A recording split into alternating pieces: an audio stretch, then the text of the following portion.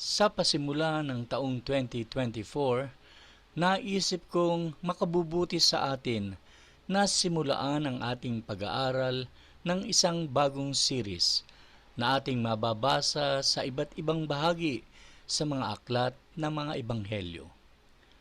As one reads the Gospels, it quickly becomes apparent that the earthly ministry of the Lord Jesus Christ was a people-centered ministry. Kaya't sa susunod na ilang linggo ng umaga, nais kong tingnan ng mabuti ang ilang mga taong kinatagpo ni Jesus na nakatala sa Biblia. Nais kong makita natin ang mga makapangyarihang sandali ng makapanayam ng ilang mga personalidad sa Bible si Jesus. At ang mga sandaling iyon ay naging life-changing moments para sa kanila. So today, ating simulaan ang ating pag-aaral ng series entitled Mga Sandali na Kasama si Jesus. Habang pinagmamasdan natin si Jesus at ang kanyang pakikitungo sa mga tao sa kanyang panahon, makikita natin kung paano si Jesus, nakikipag-ugnayan sa sinumang maglalaan ng oras at sandali upang siya ay makasama. Ang mga talatang ating binasa kanina ay masusumpungan natin ang Panginoong Hesus na pagod sa mga nakalipas na activities nang siya ay magpasimula ng kanyang ministeryo. Sinasabi sa atin ng mga naunang talata ng kapitulo na sa nakalipas lamang na araw, si Jesus ay nangaral sa sinagoga na kung saan nagpupulong ang mga Hudyo, talatang 21 hanggang 22. Siya din ay nagpalayas ng isang demon-possessed na tao, mga talatang 23 hanggang 26. At pagkatapos, sila ay tumuloy sa bahay nila Pedro at Andres, at doon pinagaling niya ang biyanang babae ni Pedro sa kanyang karamdaman, talatang 30 hanggang 31. At pagkalubog ng araw sa mga talatang 32 naman hanggang 34, dinala ng mga tao kay Jesus ang lahat ng may sakit at kanya itong pinagaling, maging ang mga sinasaniban ng masamang espiritu. At pagising pa lamang ni Jesus ng madaling araw, mababasa natin sa talatang 35 hanggang 39, siya ay nanalangin at pagkatapos kasama ng kanyang mga alagad, sila ay nagtungo sa iba't ibang bayan ng Galilea upang mangaral at patuloy na magpalayas ng mga masasamang espiritu sa mga taong sinasaniban. Sa gitna ng kanyang ministeryo sa pangangaral at pagtuturo sa Capernaum, nagambala siya ng isang lalaking ketongin. Ito ang personal na pagtatagpo na nais kong pagtuunan ng pansin ngayong umaga. Habang napakaraming tao doon ang tinuturuan at pinagagaling ni Jesus, isang lalaki ang nakakuha ng sandali ni Jesus. Tunghayan natin ang eksenang ito at saksihan natin ang isang nakababagong sandali. Minsan pa, ang ating teksto ay mahahati natin sa 3 mahalagang punto. At ang unang mahalagang punto ay mababasa natin sa talatang 40. Ang kondisyon ng lalaki. Talatang 40. Lumapit kay Jesus ang isang lalaking may malubhang sakit ng ketong. Lumuhod ito sa harap niya at nagmakaawang pagalingin siya. Sinabi niya, "Kung gusto ninyo po, mapapagaling ninyo ako upang maituring akong malinis." Sa talatang ito, makikita natin ang kanyang karamdaman. Nilalarawan ng talata ang isang lalaking lumapit kay Jesus na may ketong. isang lubhang kinatatakutang sakit nung sinaunang panahon. Ang mga unang sintomas ng sakit na leprosy ay ang madaling pagkapagod at pananakit ng kasukasuhan na sinusundan ng paglitaw ng mga puting matigas na mga butlig sa balat. Sa paglaon, ito ay nagiging mga bukol na kumakalat sa buong katawan, pati na rin sa mukha. Ang mga bukol ay nagsisimulang magsugat at maglalabas ng mabahong nana. Unting-unting kinakain ng ketong ang laman na nagdudulot ng pagkabulok ng iba't ibang bahagi ng katawan. Pinamamanhid din ng ketong ang pakiramdam sa sakit na humahantong sa karagdagang mga pinsala. Ang sakit ay tumatagal ng humigit kumulang 9 na taon. Sa huli, ang resulta ay kamatayan. Bilang karagdagang sa pisikal na pagdurusa, ang ketong ay nagdudulot ng matinding sakit ng kalooban pagkat sila ay inihiwalay sa lipunan. Ang mga ketongin ay pinalalaya sa kanilang mga komunidad, nahihiwalay sa kanilang mga pamilya at mga kaibigan. Hindi sila pinahihintulutang lumapit sa ibang mga tao at kinakailangan ipahayag ang kanilang presensya sa pamamagitan ng pagsigaw ng marumi mula sa malayo. At pag sila ay nadinig ng mga tao, sila ay babatuhin upang mapanatili ang kanilang distansya. Ang lalaking inilalarawan sa mga talatang ating binasa ay nasa kaawa-awang kalagayang ito. Sa Biblia, ang ketong ay higit pa sa isang sakit. Ito ay naglalarawan sa kasalanan at ang malubhang epekto nito sa sangkatauhan. Bagamat walang sino man sa atin ang may leprosy, ngunit ako'y nakasisiguro na lahat tayo na naririto ngayon sa ating online Sunday service ay may problema at patuloy na nakikibaka sa kasalanan. Makikita din natin sa talata ang nais ng lalaki. Narito ang isang lalaki. Ang kanyang buhay ay winasak ng sakit na leprosy.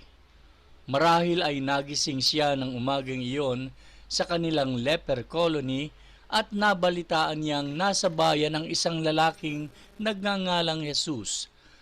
Marahil narinig niya kung paano pinagaling ni Jesus ang lahat ng uri ng sakit at nagpapalayas pa nga ng mga demonyo at masasamang espiritu sa mga sinasaniban.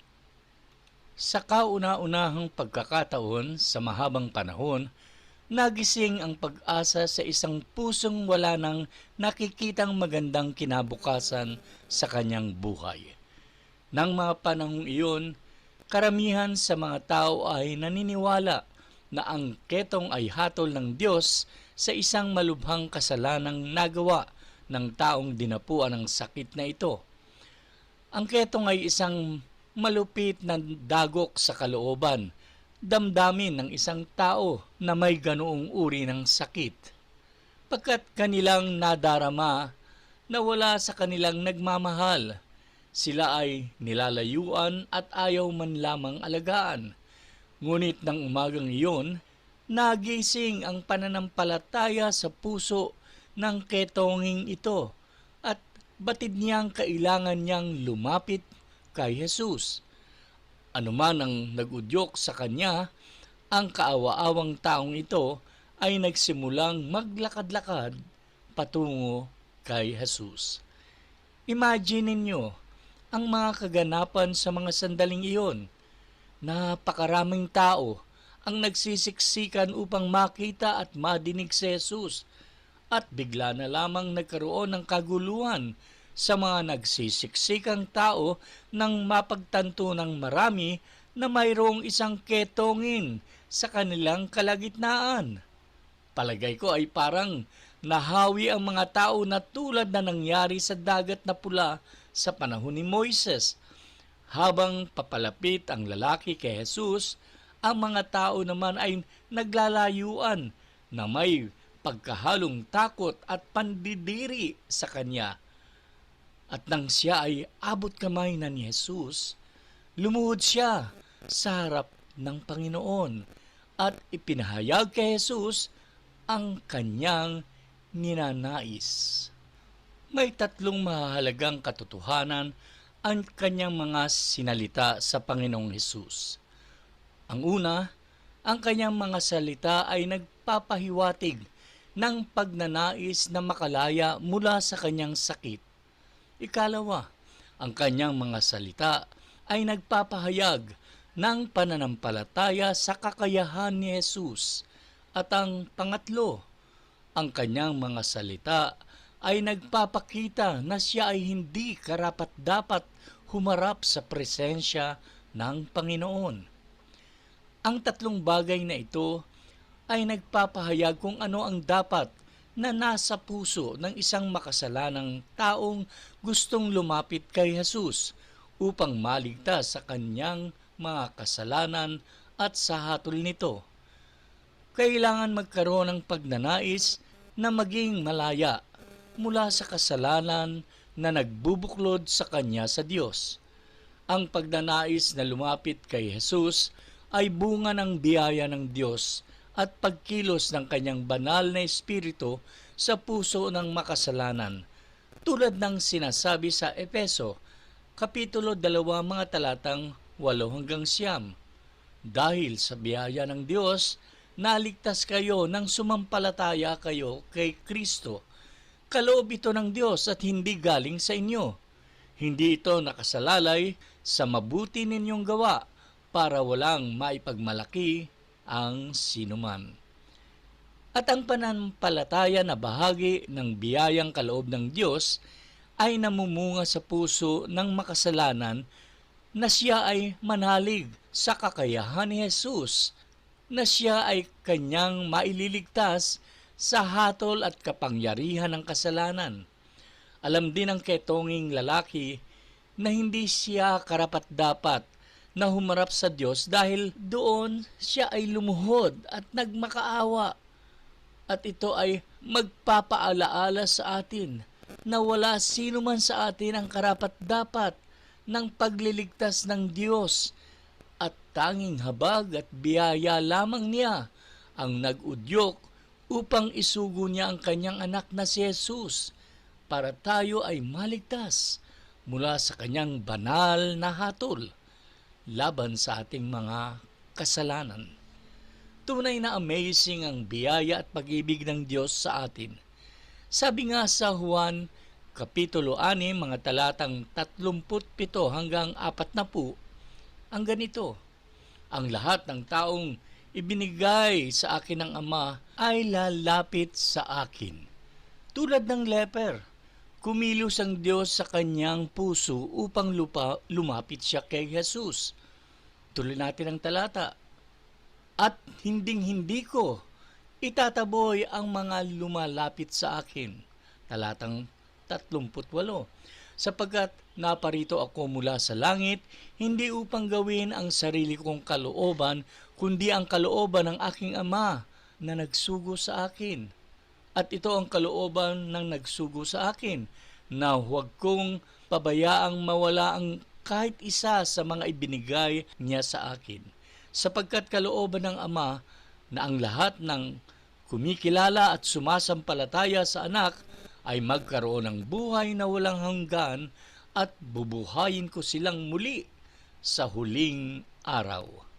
Tulad ng lalaking leper, ang bawat isa sa atin ay nangangailangan lumuhod sa harapan ng Panginoong Hesus at malalig sa Kanya para sa kagalingan at kaligtasan ng ating mga kaluluwa. Ang ikalawang mahalagang punto na pinapakita sa atin ng ating teksto ay ang habag ng Panginoon. Habang nanonood ang karamihan, Ang ketonging ito ay nagpatira pa sa harapan ng Panginoon at humingi ng himala. Ano ang gagawin ni Jesus? Tatalikod din ba siya at lalayo tulad ng ginawa ng karamihan? Sasabihin ba niya na batuhin ang leper gaya ng ginagawa ng maraming tao? Hindi. Ginawa ni Jesus ang hindi maiisip ng lahat. Ipinakita niya ang habag sa taong ito. Pinakita ni Jesus ang kanyang habag sa lalaking ito sa pamamagitan ng hawak ng kahabagan. Talatang 41.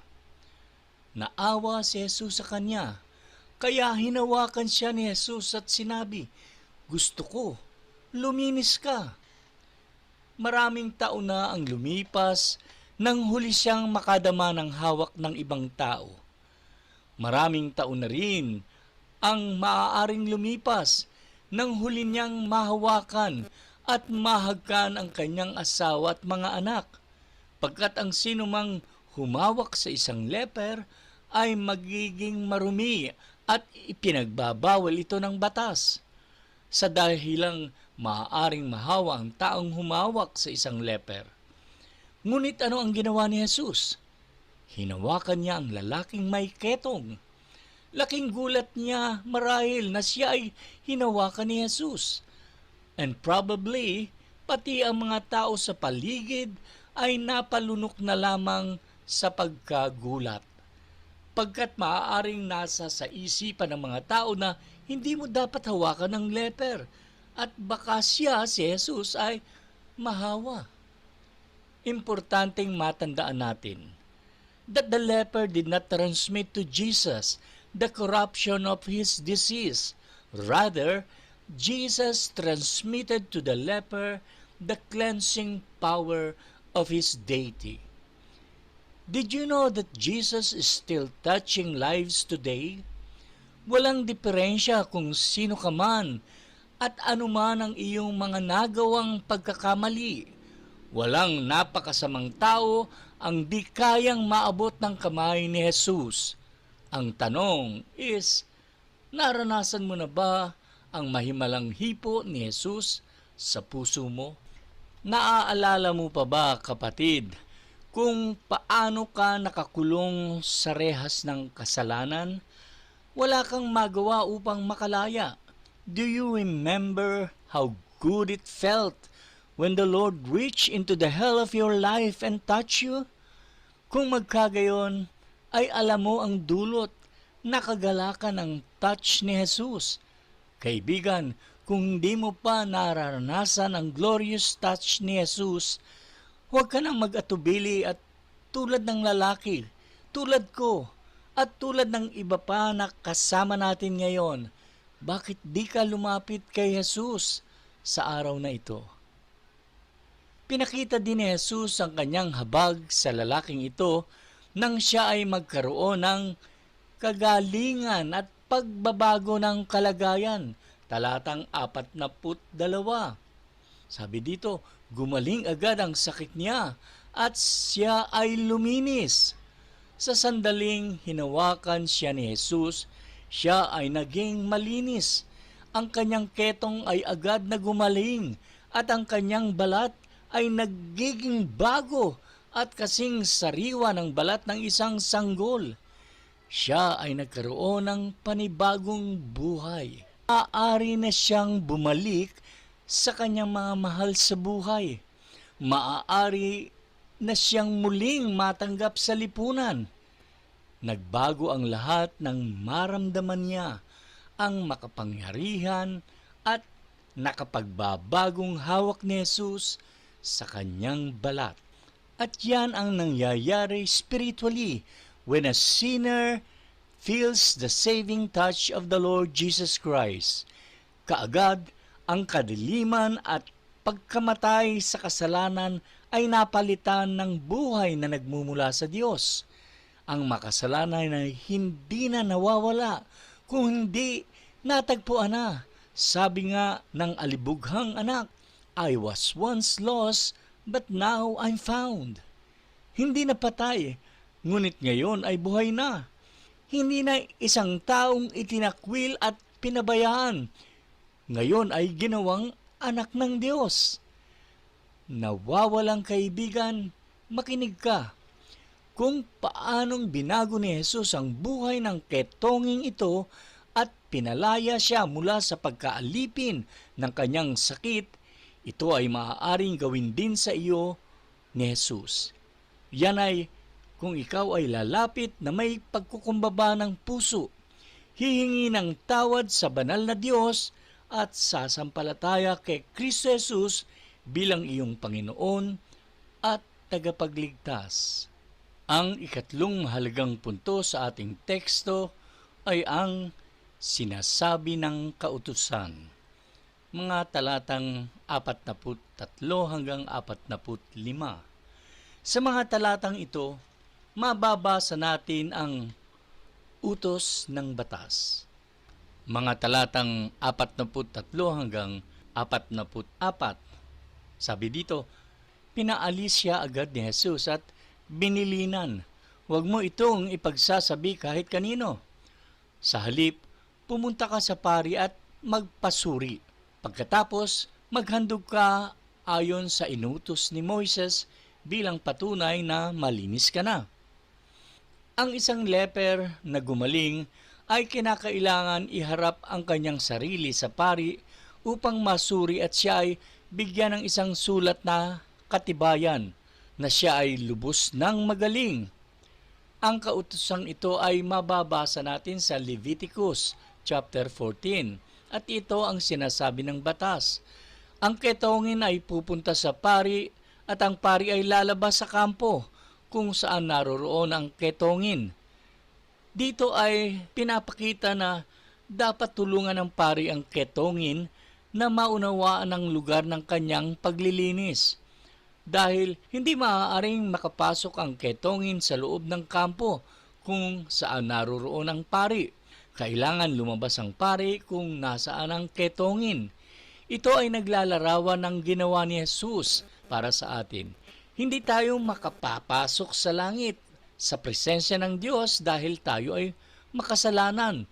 Kaya nga't si Jesus na tinaguriang dakilang saserdote o dakilang pari ang bumaba sa langit at naparito kung nasaan tayo. Sinasabi ng Biblia sa Hebreo Kabanata 13 na si Jesus ay nagdusa sa labas ng bayan, sa labas ng kampo.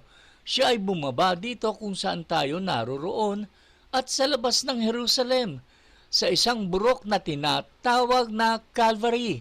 Doon nagdusa at namatay si Jesus. At ang susunod na gagawin ng pari, ayon sa batas ay kukuha siya ng sisidlan at pupunuin ng tubig. Kukuha siya ng 2 ibon. Ang isa ay kanyang papatayin at kanyang hahayaan tumulo ang dugo nito sa tubig na nasa sa sisidlan at kanyang ipapahid ang tubig na may halong dugo sa pakpak ng buhay na ibon. At pagkatapos ay kanyang papakawala ng ibon upang lumipad. Makikita ng leper ang pagpatak ng dugo mula sa pakpak ng ibong lumilipad. At kung magkagayon ay kanyang mauunawaan ang halaga ng kanyang paglilinis ay mula sa dugo ng namatay sa labas ng bayan. At sasabihin ng leper, "I am clean because of the blood." Kaya nga't kaibigan, there is only one element that can cleanse you from your sins today, and that is the blood of Jesus. Just as the leper had his cleansing completed by the application of blood, so the sinner today is made clean through the shed blood of the Lord Jesus Christ.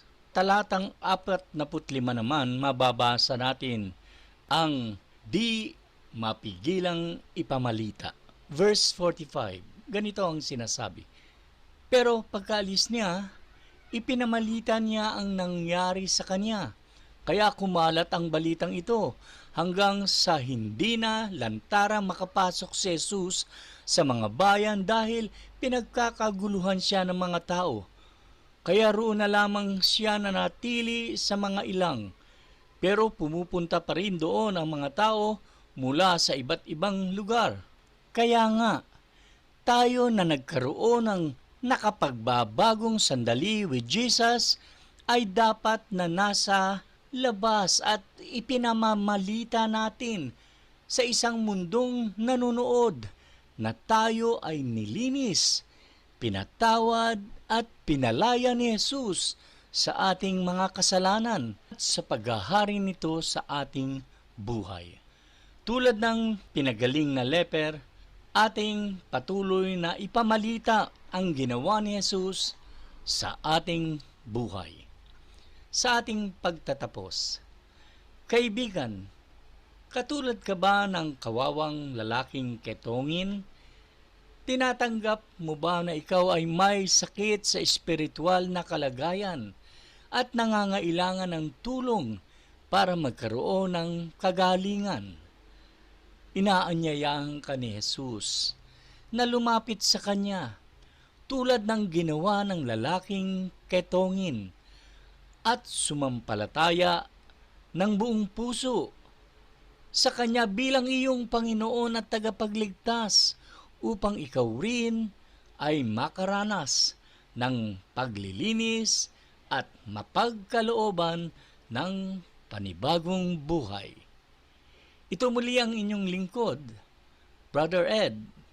Magsama-sama tayong muli sa darating na Sunday sa pagpapatuloy natin sa pag-aaral ng Salita ng Diyos. God bless us all.